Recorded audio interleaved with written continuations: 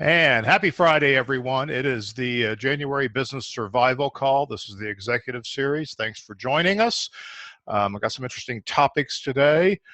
I won't go into a lot of introduction here because you guys know how to run this, but please use the question box at any time.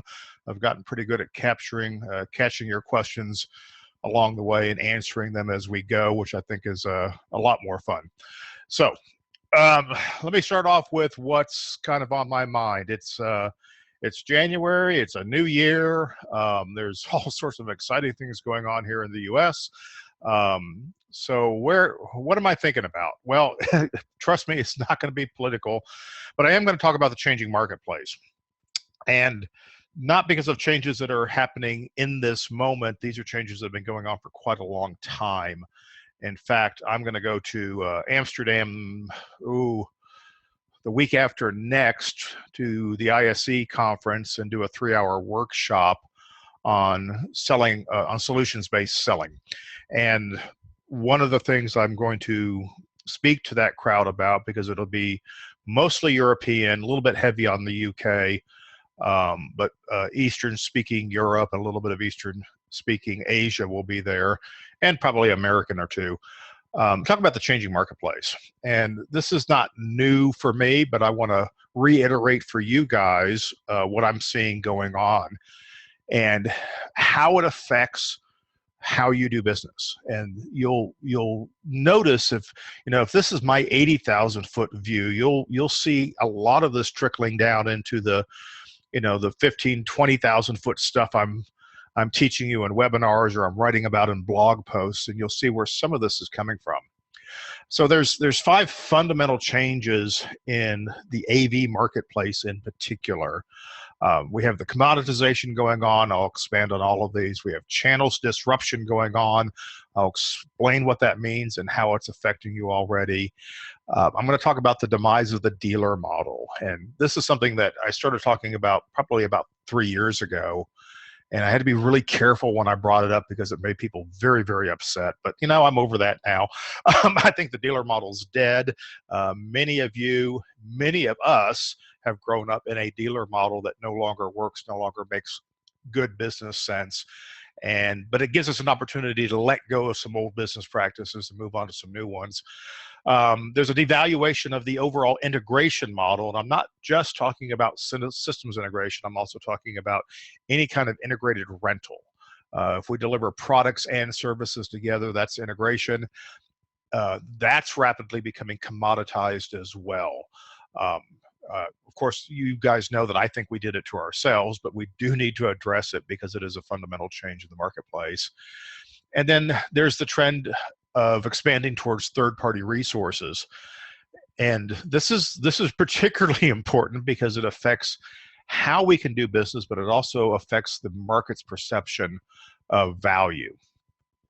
So commoditization. We all think we know what commoditization is. It's, all things being equal, these two things are the same price. The customer can buy on price. The takeaways, the things that I feel that we need to pay attention in the commoditization conversation is, first and foremost, is that whatever it is you do, whether you're selling or servicing your product, you're easily replaceable. That's what a commodity is. So your integration, your execution, your delivery are all definable tasks. And if they're definable, they can be duplicated. You also have unused capacity. So your capacity that's sitting on the shelf in terms of manpower or products, particularly things that are time-based. If you have a rental-based business, I can't rent anything that was sitting on the shelf yesterday. Yesterday's gone. The labor, the people I paid yesterday, they're done.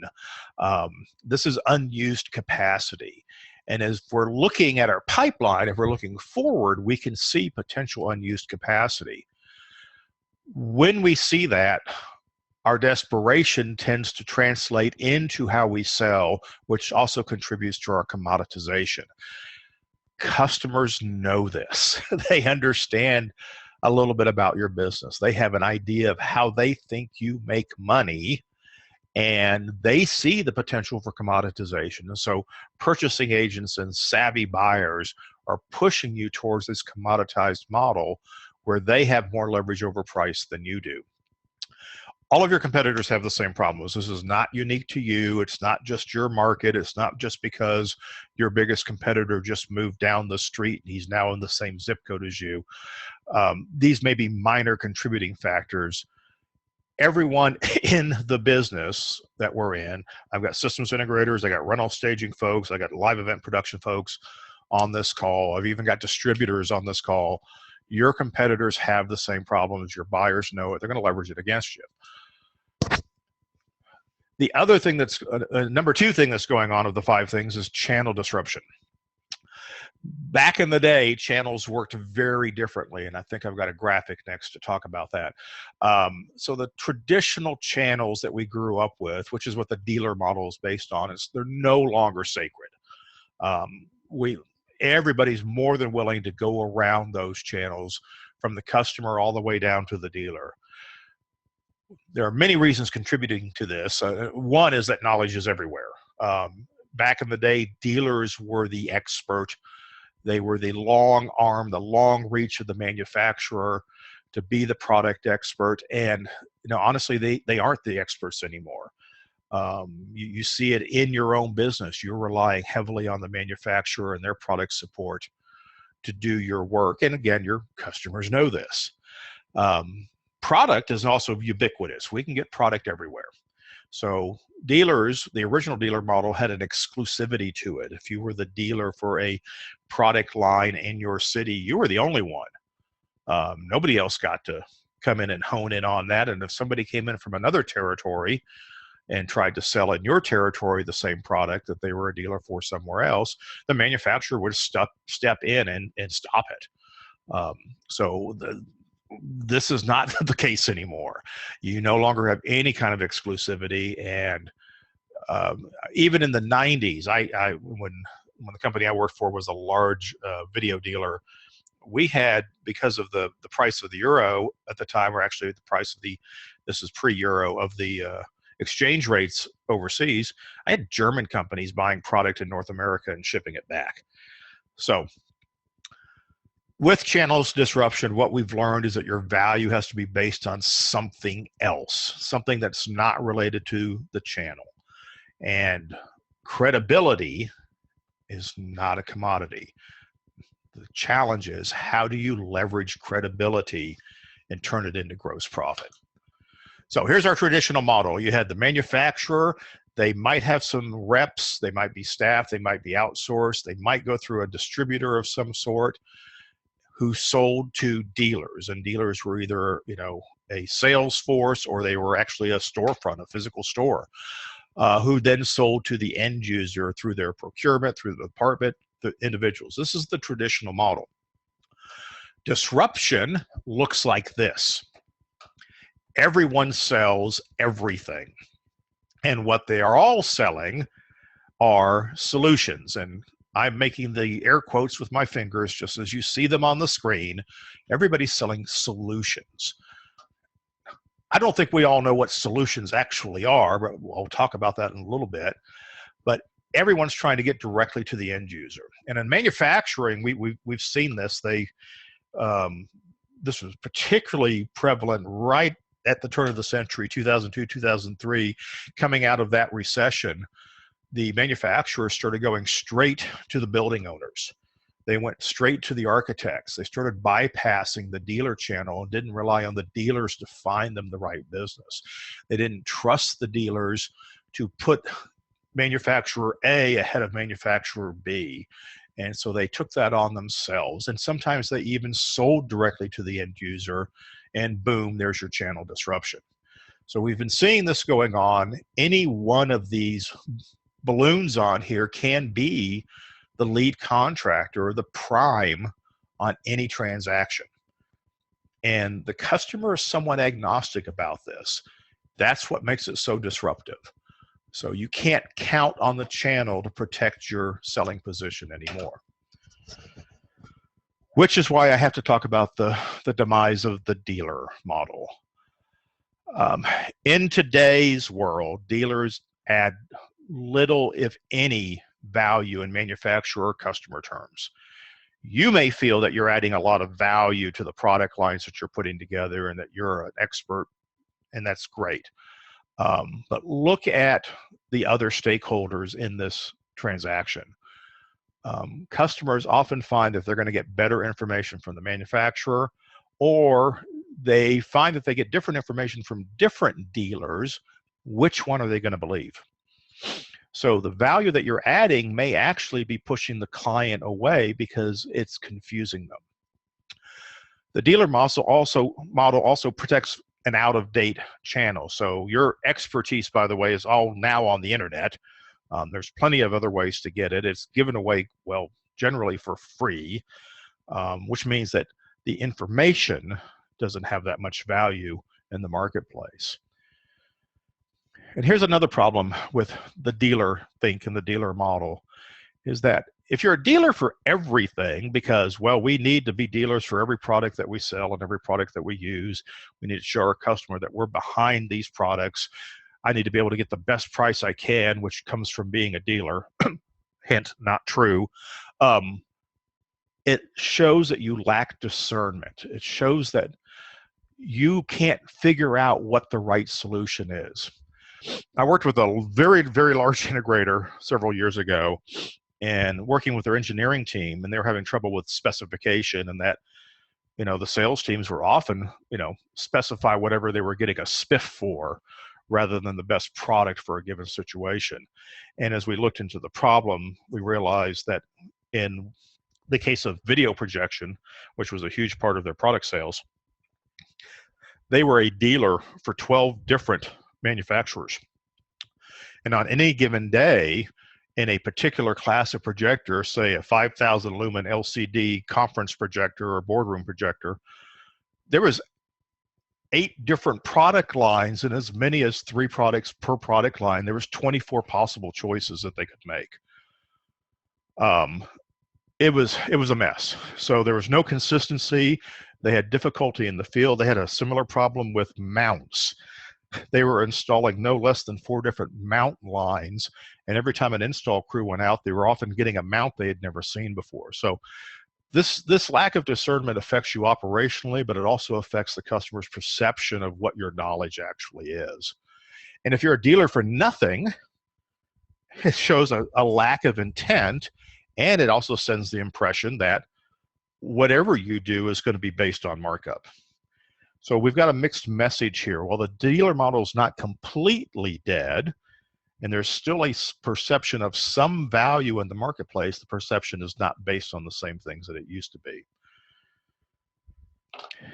Now that brings us into the idea of the integration model of taking products and putting them together to do something. And what we've learned, unlike 20 or 30 years ago, when I was doing this, is that integration itself doesn't solve a valuable problem. Back in the late 80s, early 90s, when I was heavily involved in the advent of high-end video for the installed environment, we were doing, the early computer simulations, hooking up personal computers, which were very new, into boardroom and training applications. Integration solved a very important problem because there was no product line that delivered an entire solution. You couldn't get a projector, a screen, distribution, interfacing, processing. When that became to exist, you couldn't get all of that in one product line. You had to integrate multiple things. And so you did solve a valuable problem. There is still value in some applications for the design of an integration. So there's still a world out there for design, design build, design bid build, and these exist in both the rental world and the systems integration world. So while I'm using probably universal systems integration terminology, rental folks, your models really work the same way. The only difference is you keep selling the same boxes over and over again. You got to love it. But other than that, the transaction's just about the same. You specify product, you add service to it, you apply it to the customer's goals and outcome expectations.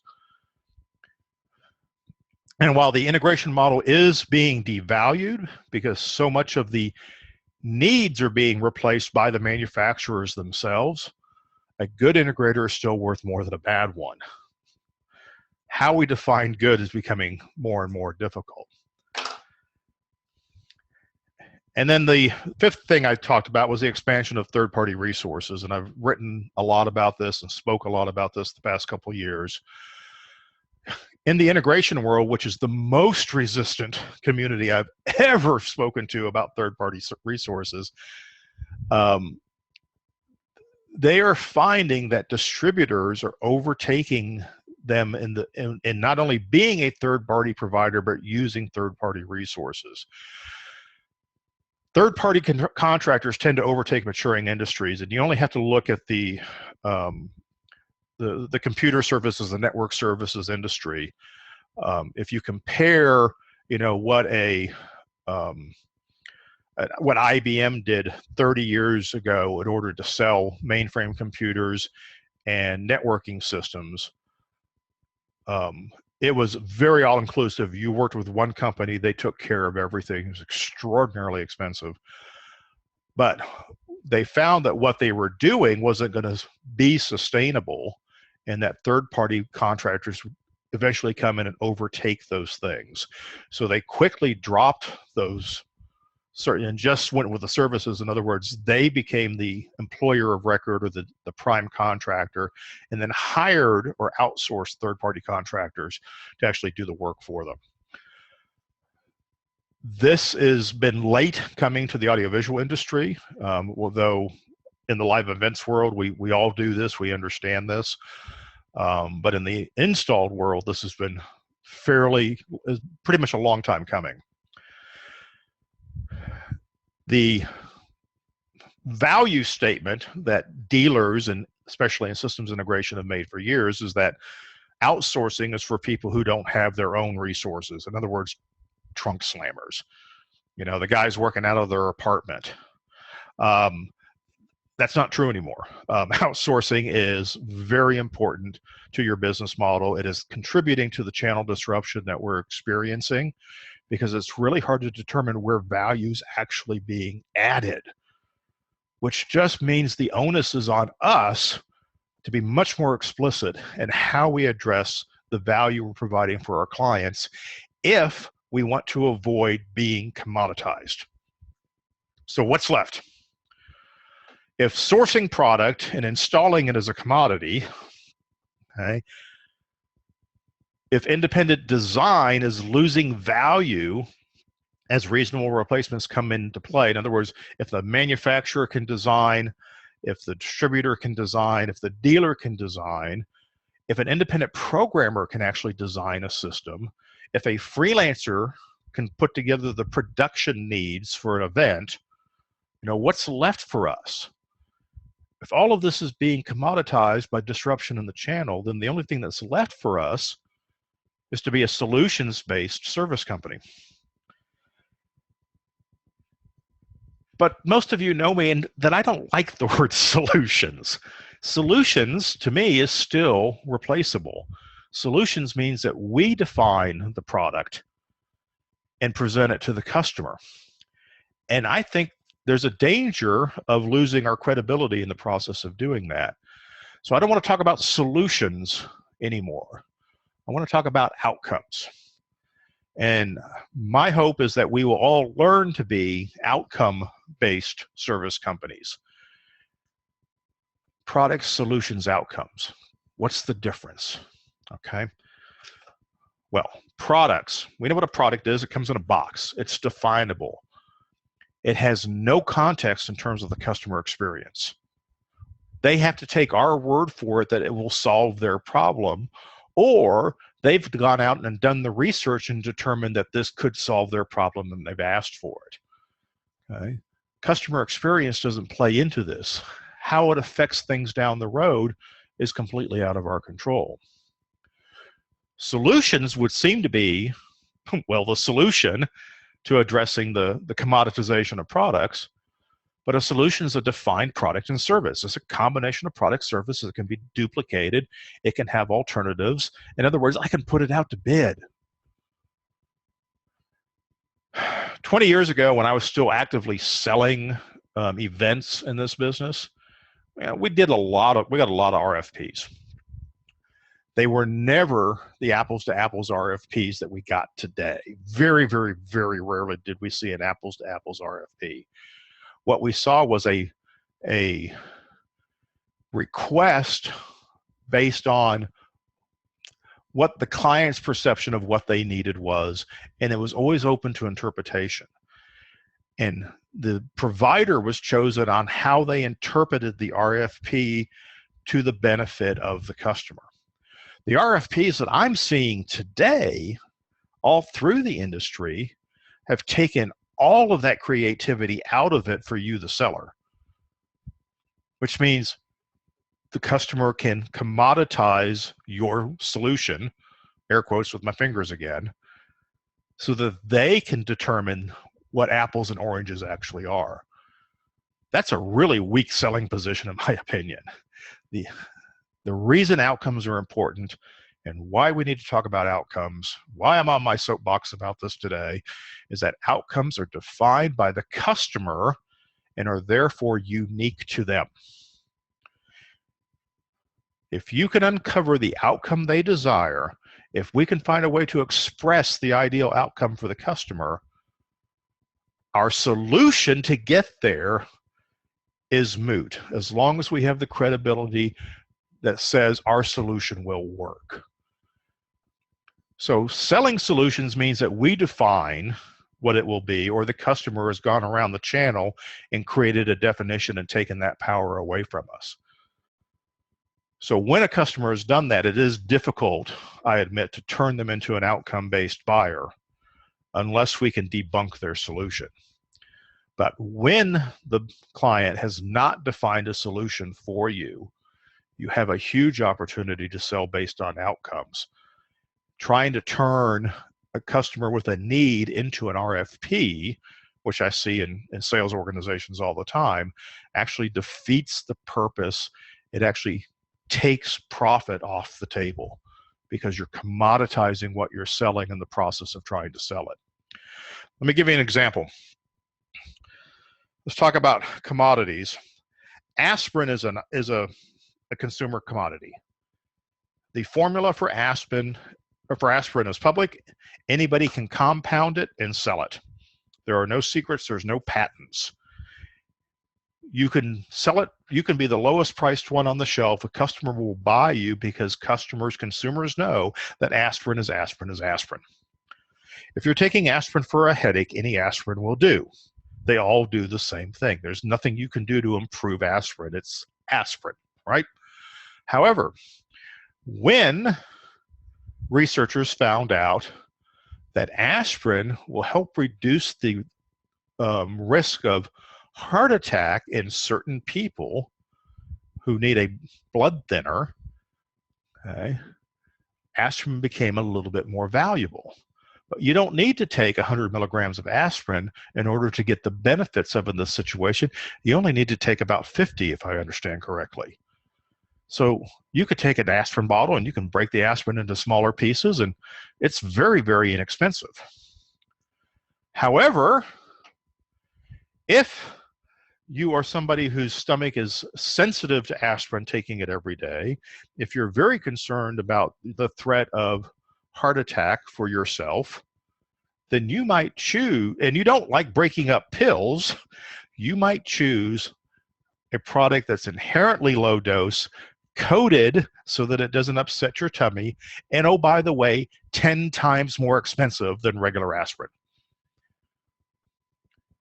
This is the difference between selling a product and selling an outcome. Aspirin is a product, it'll cure your headache. Low dose coated aspirin will keep you from dying. Which are you going to pay more for? Now, I know what we do is not life and death, but I just want to dramatically explain the difference between a product, a solution, and an outcome. So some takeaways from all this, and I'll get on to your questions. So commoditization occurs when you neglect your value proposition. Your value proposition is more than the sum of the parts of things that you put together. If what you do is only worth products plus service, then you have no value proposition. You are a commodity. Channel disruption results from not understanding customer needs. And the reason we have the channels disruption that we've had over the past 20 years now is because people within the channel, often dealers, did not truly understand customer needs and weren't meeting their needs and expectations, and other parts of the channel had to step in, distributors and manufacturers. And if you look at the business model today of the AV industry, distributors are replacing manufacturers as the prime source for knowledge and product. So the dealer model is no longer needed. Integrated services don't add lasting value. You're thinking, well, Tom, once the install's done or the rental job is over, what additional value is there? Well, that's the right question. We need to find out, because we can improve our margins in the transaction if we discover what that is. So third-party services, the final point here, increase the worth of resellers. If you have third-party resources that expand your capacity, which means you're less sensitive to time and demands of the client, you're more flexible on resources, talents, skills, you can be more valuable. You could actually increase your credibility in the marketplace. So some food for thought. Think about your business. What parts of your business lend themselves to outcome-based thinking? I guarantee you not all of your jobs do. You still have some transactional business, you have some client-driven RFP business, but some portion of your business is outcome-based if we will take the time to discover it and not try and convert it into a simpler cookie-cutter transaction. And then ask yourself, are you compromising your market position by following channel models that no longer apply? Are you protecting a dealer model and pushing product because you're a dealer instead of the product that's a better solution or outcome for your customer? Think about that. All right. Reminder, stick your questions in anytime you want. All right. I got a lot of really wordy questions here this week, and I edited many of them down, so bear with me while I go through some of these things. Had a question from an owner complaining about a client that adds too much markup and trying to figure out what he can do about that. And here's the story. He says, I have a client that marks up our products and services by 100%. That's doubling it. While this is not in and of itself an issue, he insists that he is losing business because our costs are too high. So doubling your high cost is making his cost, the cost of the customer, too high. Go figure. How would you approach this client, encourage less markup on his end to further sales and land more projects without us adjusting our prices as they are market represented and driven by our costs? All right.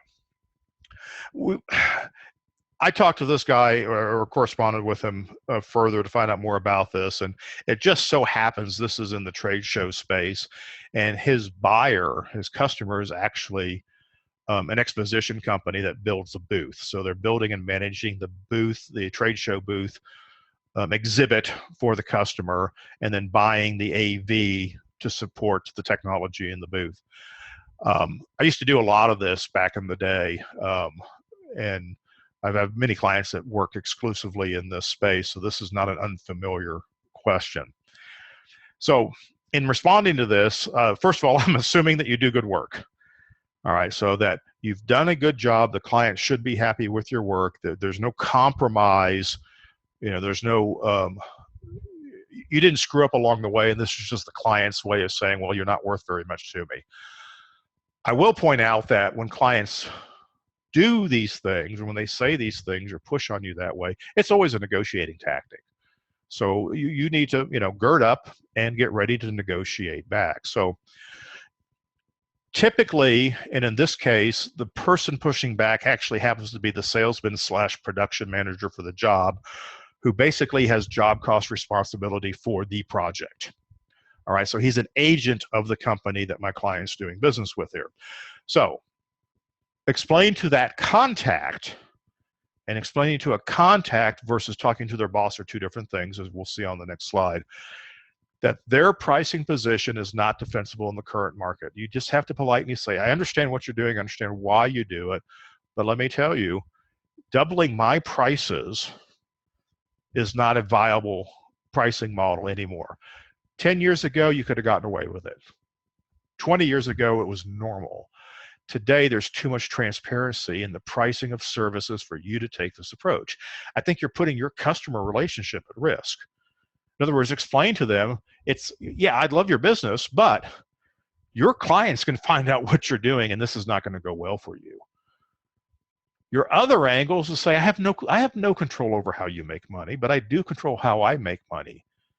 So if you want to pay less, I have less expensive choices, but I don't have a lower price for what you're asking for. In other words, this is just business. I'm already giving you a good price.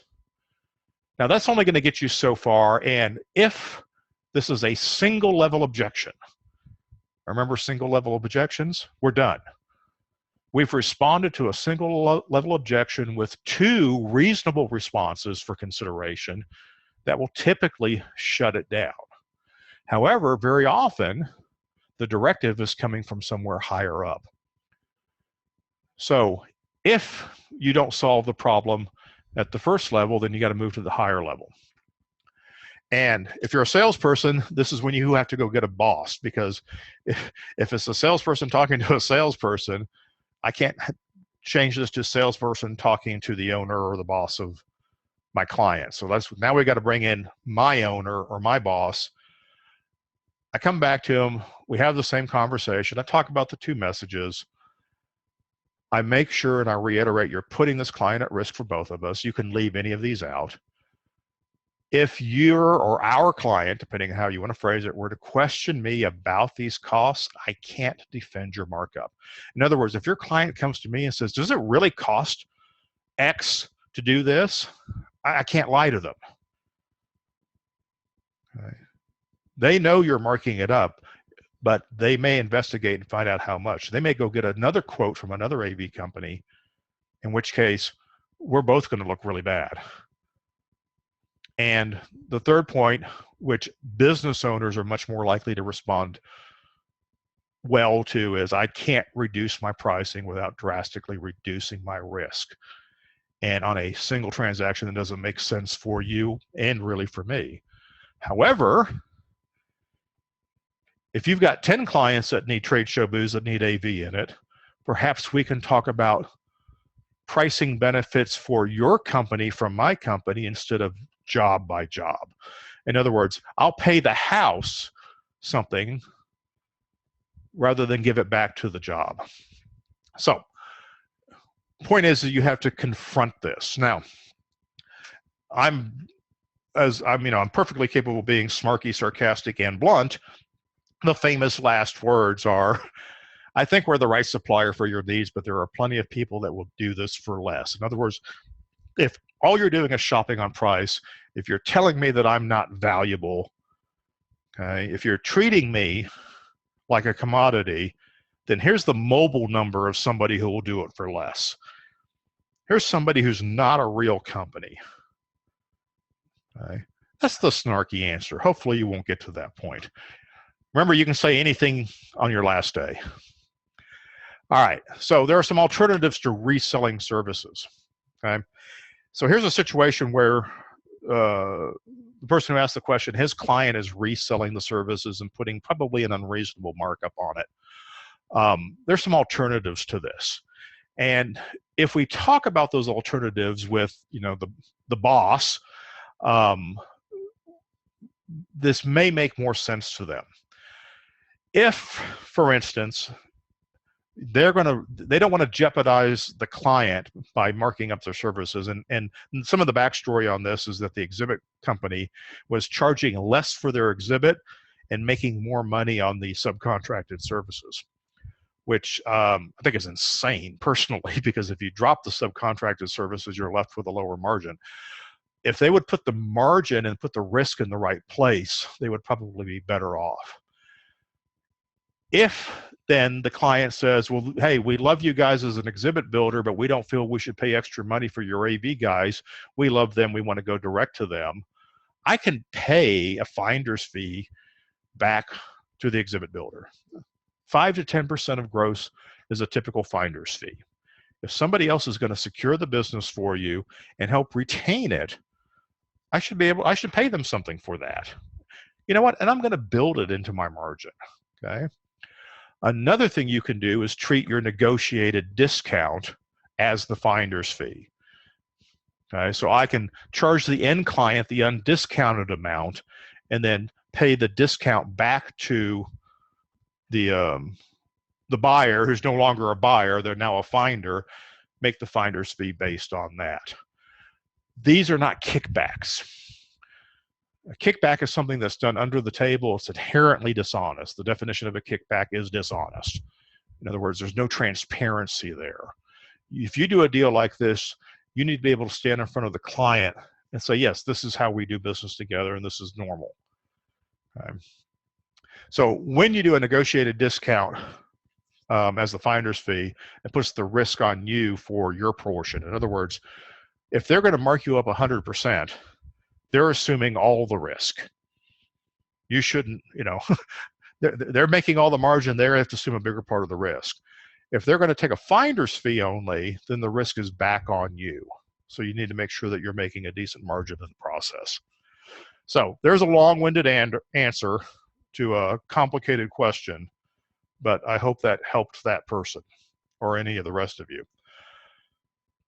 All right, another question. Revenue per full-time equivalent. It says, I'm trying to create a 2017 budget, kind of a recurring theme this month. We have a large contract later in the year that is going to force me to hire new employees, but based on a video you made, I think I am already overstaffed. What guidelines should I follow for staffing levels? All right, so what's the staffing guidelines? Well, it varies by business type. And if you're budgeting for the year and you know that at some point in time you're going to have a huge increase of business and have to staff up, then certainly I want to put it into my budget to start accumulating those people as we approach that time, hopefully balancing it out with outsourcing if outsourcing is more appropriate. But here's a couple of just standard metrics. If this is the, this is the wet thumb, dirty napkin estimates that I would use in conversation. Different business types need to have different revenue per FTE, and it's a health question. If I'm doing a quick evaluation of a company and want to understand, what their condition is, what their health is, revenue per FTE is probably one of the questions I'm going to ask. So by comparison, a full service lighting company, somebody that does maybe design or works for designers, puts together entire packages, okay, their revenue per FTE is going to be relatively low because they're very labor intensive. It takes a lot of manpower. However, the manpower is often less expensive because it's a lot of brute force. You do need some really intelligent people and some very talented people, but there's a lot of brute force involved in prepping large lighting packages.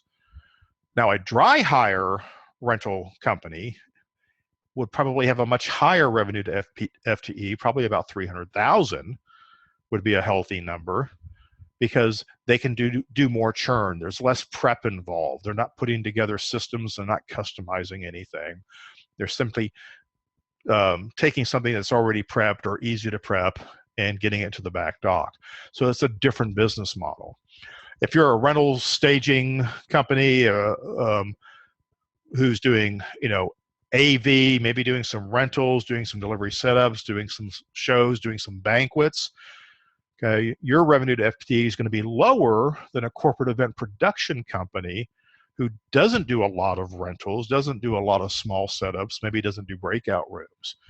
So $175,000 revenue per FTE might be healthy for a full service rental staging, but that would be horrible for a corporate event production company. All right. In design build, it varies a whole lot by outsourcing levels and business models. If you'll go look at the system contractor SCN, top 50 or any of those surveys they do about, who are the biggest and best companies in market segments, they always list the revenue and the number of employees, and you can do a quick calculation. And you will see spreads, deltas of anywhere from a couple $100,000 per employee to $600,000 or $700,000 per employee to even millions of dollars per employee for companies that do 100% outsourcing models. So it can be all over the map, but often for a mid-sized design build company so somebody in the probably $10 to $30 million revenue range, I'm probably looking at something between $350 to $500,000, $600,000 of revenue per FTE if they're well modeled, healthy, and do a reasonable amount of outsourcing. So company size matters. Larger companies have higher utilization. They get a better return on their employees, and they also tend to outsource more. So there is a number that is right for you, so it's a great question to ask. Now, you can be too high. Okay, so I've worked with some companies who were very proud of their efficiency, getting $600,000 per FTE in a rental operation, but they've made a lot of mistakes. When they were busy, it was extremely painful. They struggled with growth. So overstaffing creates problems. Understaffing creates problems. Finding the right number. I've worked with some companies that were overstaffed and we reduced their staffing and they became more efficient. I've worked with companies that were understaffed, added people, and reduced costs. They cut overtime, they cut mistakes. All of this matters, so you're right to pay attention to it. Though I can't give you a specific answer without more details about your company. All right. That's it. That's all I had this week. All right. Well, you guys better pop up here with some questions here because I am out of stuff that was pre-prepared, which means I was talking extra fast today, probably. If you're going to have a question, and if you're trying to type, raise your hand or something, and I'll wait for you. I will slip another question in here that came in through a coaching call that I had yesterday, and I think it made it into the sales call, which starts in about 40 minutes. And it had to do, this is a marketing question, and it had to do with newsletters. And I tell you what, I'm having a lot of trouble getting some folks to understand how to do newsletters, and there's a tendency to think that a newsletter is this thing that we used to send out back in the 90s, which was a 12-page thing with, recipes and personal bios and pictures of jobs and all these things that, people would just sit down and read from cover to cover. And in today's electronic communication world, what we're really looking at in terms of a newsletter is more of an e-blast. And so the question was, how much content goes into a newsletter? Is everything a link to something else, or do we put the complete thought into the newsletter? And the corollary to that was, does the newsletter need to be branded, or can I send out this sort of thing and make it just look like an email? Because I think their thinking was people would open up and read it if it just looked like an email instead of like a promotional piece. All right. So some thoughts on newsletters in general. If you're using e-marketing to market your business, good for you. Depending on what you do will determine the frequency of it. I have two formulas that I use, and many of you know I have two different newsletters, and they follow different formulas. One school of thought is that you deliver complete information inside of the email. You make it mobile friendly. They don't have to link into anything. They don't have to open a browser.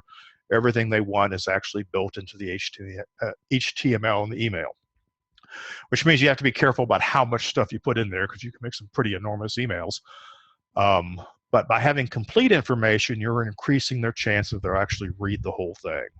So no 1,200-word essays, but maybe a 300-word blog post is appropriate and that sort of thing, and maybe a place to link for extra information. That's one model. The other model is a combination of a complete thought, the 250-word blog post, and then a link to another thing that has more information available later. So you get best of both worlds. Okay? in terms of how they're branded and how they physically look. If you send out a mass email formatted like a regular email, so it looks like it personally came from an individual, but it's actually a marketing message. I've done this. I've made this mistake in my 10 years of doing email marketing. It will blow up on you. You will lose your credibility and confidence, and you will find that you'll get marked as spam and you won't get read. I do, however, there is an appropriate time to use a non-branded email. Use your mailing list, use your Constant Contact or Zoho or whatever you use, Infusionsoft, and send out an email through that system and have it look like an email. If it's a message from an individual. So if you're the owner of the company and you're making an announcement to your viewing audience or your reading audience, then it's okay to do that. You know, you'd like to, congratulate somebody, make it, say, hey, we just bought XYZ company, that sort of thing. That's appropriate to make it look like a personalized email. Everything else should be branded. Everything else should be branded. If you're doing a change of address, make it branded. Make sure they see the logo. Make sure there's an opportunity to link back to your website for more information, that sort of thing. So, all right, so somebody finally finished typing a question in. I will address it. It says, do you have any other benchmarks for live event production staging companies like the revenue per FT you just mentioned? Well, yes, actually I do. I got a ton of them. I have a lot of financial metrics. I track the business metrics for about 20 companies on any given year. So maybe another 10 companies every year. And then I've got historical data from doing the business metrics surveys we did in the past for live event production. The last time I did that survey was in 2012. Be honest with you, I haven't done it again because the metrics really haven't changed. And that report is still available, but right now I can't tell you where to get it. I can tell you that in a few days, or probably maybe the end of next week, I will have a new product library, electronic content library launched, and I know that business metrics survey is on there. So if you've been following me for any time at all, chances are you've got the business metrics survey stored on your computer somewhere. If you search by business metrics survey, you will probably find it. If you go to abmatters.com and search for that, you will probably find it. If you'd sent this question in advance, I probably would have given you a link, but right now I don't have one directly in front of me. So thanks for asking that. Any additional questions? I'll give you a couple of free metrics here, and then we'll probably sign off early. Mainly because I've been doing a lot of budget spreadsheets over the past couple of weeks. Some valuable metrics for a mature company in the more than $5 million worth of revenue. Overhead expenses typically run about 40% of revenue. That's not consistent because for certain revenue sizes, you can do a lot more revenue with the same amount of overhead, but 40% is a good benchmark. Cost of goods sold typically runs between 40 and 50%, depending on how you measure cost of goods sold. So there's some good metrics for you. In a 40% or 50% cost of goods sold model, we're putting a lot of inside direct labor above the line. So what would be interesting to compare on benchmarks is the total cost of direct labor. And I see direct labor values running between 20 and 30% of revenue. If you're 30% of revenue on direct labor and your income only has 30% of income coming from labor, guess what? You're losing money on labor. So this is why metrics matter. Another couple of off the top of my head metrics, and there's really only about 6 that I pay attention to in cost of goods sold. If you're doing corporate event staging and you're sending trucks and people around the country on a regular basis, I will typically see about 4% of revenue in cost or cost of goods sold for travel costs, airfare, hotel, travel, per diems. I will see about 4% of revenue in shipping costs. These are normal numbers. If you do a lot of in-town business, then that number is going to drop.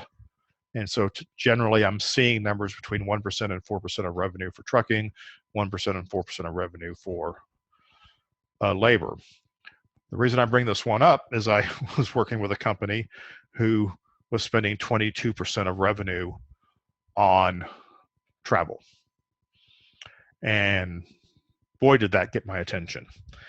And I've told the story probably many times, but when we saw that number and I started digging into it and I looked at how they were doing business, this is a pretty big company. They're doing about $30 million worth of business.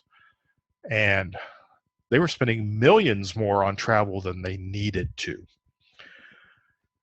The solution was we centralized it real quick, got them all travel going through one desk.